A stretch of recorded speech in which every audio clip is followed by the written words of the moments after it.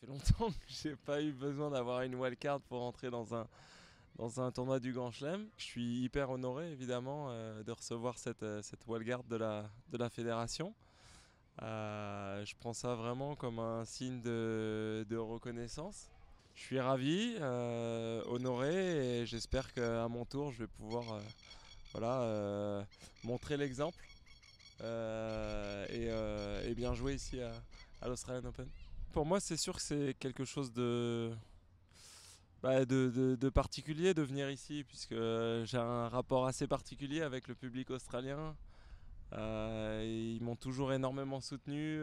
Dès que je passe dans la rue, à peine j'ai mis un pied en Australie qu'il y a déjà des gens pour faire des photos, pour me congratuler. Et donc du coup, voilà, aujourd'hui c'est pour moi un plaisir d'être ici en Australie à nouveau. Après la saison que j'ai passée l'année dernière, c'est une très bonne chose que d'être de retour sur les cours. Et voilà, je suis patient, j'essaye de, euh, de prendre mon temps, de bien faire les choses avec le maximum d'humilité possible. Parce que c'est vrai que les étapes, on ne peut pas vraiment les brûler. Donc tout prend du temps, de revenir en forme, de retrouver le rythme des matchs, de se réhabituer un peu à cette vie de joueur de tennis, ça prend du temps. Tout philosophe qu'on est, quand les choses arrivent, elles sont jamais drôles. C'est jamais drôle. D'autant plus ça s'est fait plus ou moins en deux étapes. On m'a d'abord dit que je devais me faire opérer, puis quand je me suis fait opérer, je pensais revenir assez vite. Et puis au moment où je reviens, on me dit bah finalement ça va prendre beaucoup plus de temps que ce qu'on pensait. Euh, donc, euh, donc ouais, ça a été long.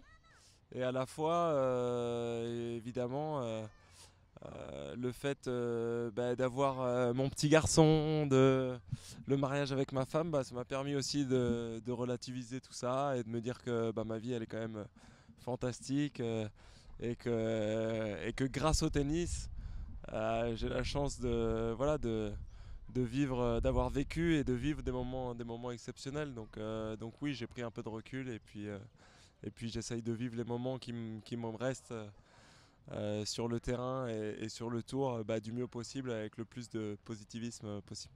Évidemment, on se pose des objectifs, mais des objectifs, on va dire, euh, à ma portée. À ma portée, et le but justement c'est à chaque fois qu'on atteint les objectifs, voilà, de s'en fixer des nouveaux, pas trop loin, pour se donner entre guillemets l'envie, parce que c'est vrai que quand l'objectif il est vraiment très très haut, on se dit mais comment je vais y arriver, alors que quand on essaye de se les fixer un peu plus près, voilà, on y va étape par étape et c'est ce que je fais.